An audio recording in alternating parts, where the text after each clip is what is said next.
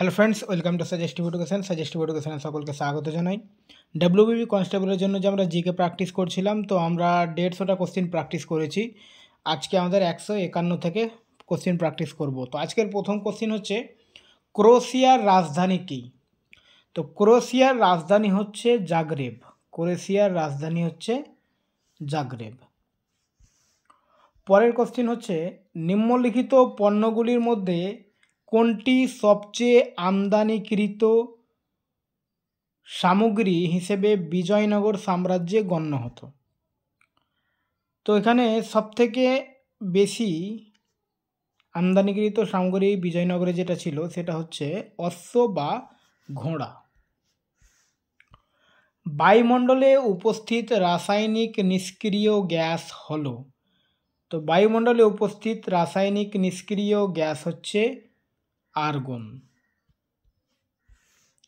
ভারতের স্থায়ী গবেষণা কেন্দ্র দক্ষিণ গঙ্গোত্রী কোথায় অবস্থিত? দক্ষিণ গঙ্গোত্রী আন্টার্কটিকায় অবস্থিত। ভূমিসত্ত্ব প্রতিষ্ঠায় কবুলিয়ত ও পাট্টার প্রচলন করেন? তো ভূমিসত্ত্ব প্রতিষ্ঠায় কবুলিয়ত ও পাট্টার প্রচলন করেন শেরশাহ। ভারতীয় রিজার্ভ ব্যাংকের প্রধানকে বলা হয় প্রধান নির্বাহী কর্মকর্তা, ব্যবস্থাপনা পরিচালক, চিফ ব্যাংকিং অফিসার, উপরের কোনোটি নয়। তো এখানে অ্যান্সার হবে উপরের কোনোটি নয়, কারণ ভারতীয় রিজার্ভ ব্যাংকের প্রধানকে বলা হয় গভর্নর। ঠিক আছে, রিজার্ভ ব্যাংকের প্রধানকে কি বলা হয়? গভর্নর। হুতুম প্যাঁচা ছদ্মনামে কে পরিচিত? তো হুতুম প্যাঁচা ছদ্মনামে পরিচিত কালীপ্রসন্ন সিং। কালীপ্রসন্ন সিং। আকবর ইবাদতখানা নির্মাণ করেন কোন সালে? তো আকবর ইবাদতখানা নির্মাণ করেন 1575 সালে। ভারতের পঞ্চবার্ষিক পরিকল্পনা শুরু ও কার্যকরী হওয়ার সাল হলো? তো ভারতে পঞ্চবার্ষিকী পরিকল্পনা শুরু হয়েছিল 1951 সাল। তো প্রথম পরিকল্পনা চলেছিল 1951 থেকে 1956 পর্যন্ত, তারপরে আবার 56 থেকে 61 পর্যন্ত দ্বিতীয়টা হয়েছিল।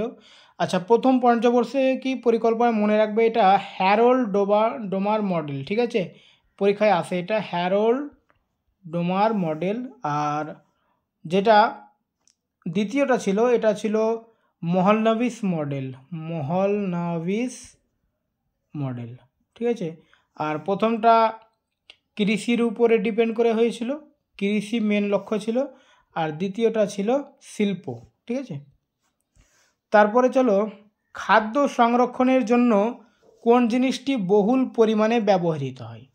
তো খাদ্য সংরক্ষণের জন্য বেনজোইক অ্যাসিড ব্যবহৃত হয়। Benzoic acid.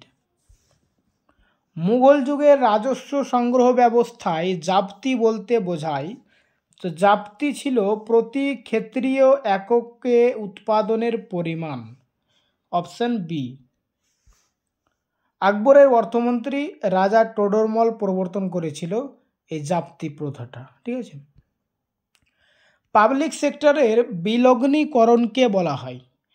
পাবলিক সেক্টর অর্থাৎ সরকারি জিনিসগুলো যখন বিলগ্নীকরণ হবে, প্রাইভেটকে দেওয়া হবে, ঠিক আছে, ওটাকে বলা হয় ব্যক্তিগতকরণ বা প্রাইভেটাইজেশন। ঠিক আছে, প্রাইভেটাইজেশন। ভারতের জাতীয় পতাকার নকশা কে তৈরি করেছিলেন? তো ভারতের জাতীয় পতাকার নকশা তৈরি করেছিলেন পিঙ্গালি ভেঙ্কাইয়া।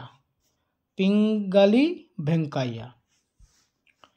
ইংরেজরা ভারতের কোথায় তাদের প্রথম ফ্যাক্টরি নির্মাণ করেন? তো ইংরেজরা প্রথম ফ্যাক্টরি নির্মাণ করেন সুরাটে। Option B, Surat. 1613 খ্রিস্টাব্দে জানুয়ারি মাসের মধ্যে সুরাটে ইংরেজ ইস্ট ইন্ডিয়া কোম্পানির প্রথম স্থায়ী কারখানা স্থাপিত হয়েছিল।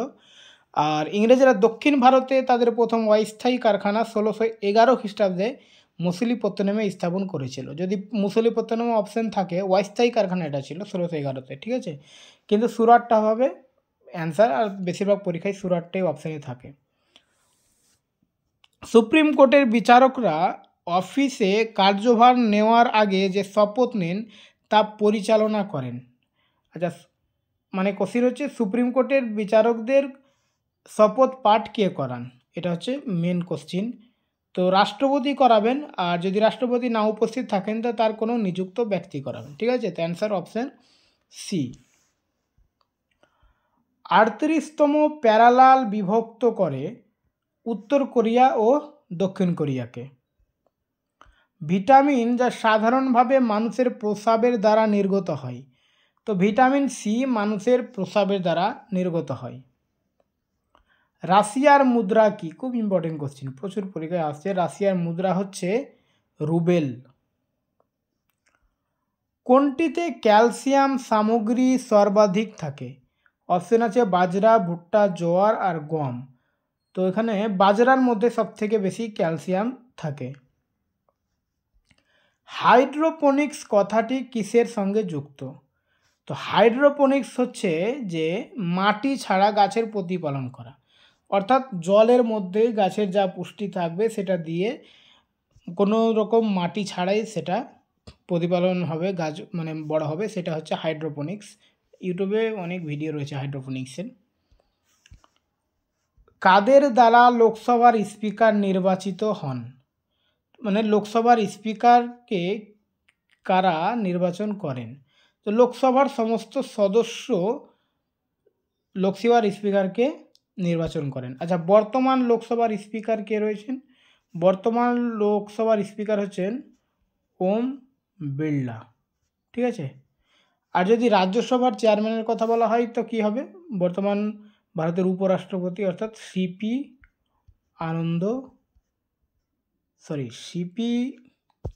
রাধাকৃষ্ণন। ঠিক আছে, সিপি রাধাকৃষ্ণন। ঠিক আছে, রাধাকৃষ্ণন ভারতের বর্তমান উপরাষ্ট্রপতি, ও সে মনে রাখবে, এবং রাজ্যসভার চেয়ারম্যান। বাংলায় প্রথম মুদ্রণখানা কোথায় স্থাপিত হয়েছিল? তো বাংলায় প্রথম মুদ্রণখানা স্থাপিত হয়েছিল হুগলিতে। ভারতের সর্বাধিক সংখ্যক শ্রমিক নিযুক্ত রয়েছে টেক্সটাইল শিল্পে, লৌহ ইস্পাত শিল্পে, পেট্রোকেমিক্যাল শিল্পে, অটোমোবাইল শিল্পে। তো সবথেকে বেশি শ্রমিক যেখানে রয়েছে সেটা হচ্ছে টেক্সটাইল শিল্প, অপশন এ। ইন্ডিয়ান রিপাবলিকান আর্মিকে প্রতিষ্ঠা করেছিলেন? দেখো এখানে অনেকে কনফিউশন হবে আর কি, কনফিউজ হয়ে যাবে। যদি রিপাবলিকান আর্মি বলা হয় তো অ্যান্সার হবে Surya Sen. Indian Republican army হচ্ছে সূর্য সেন। আর যদি ইন্ডিয়ান ন্যাশনাল আর্মি বলা হয় তাহলে হবে ক্যাপ্টেন মোহন সিং।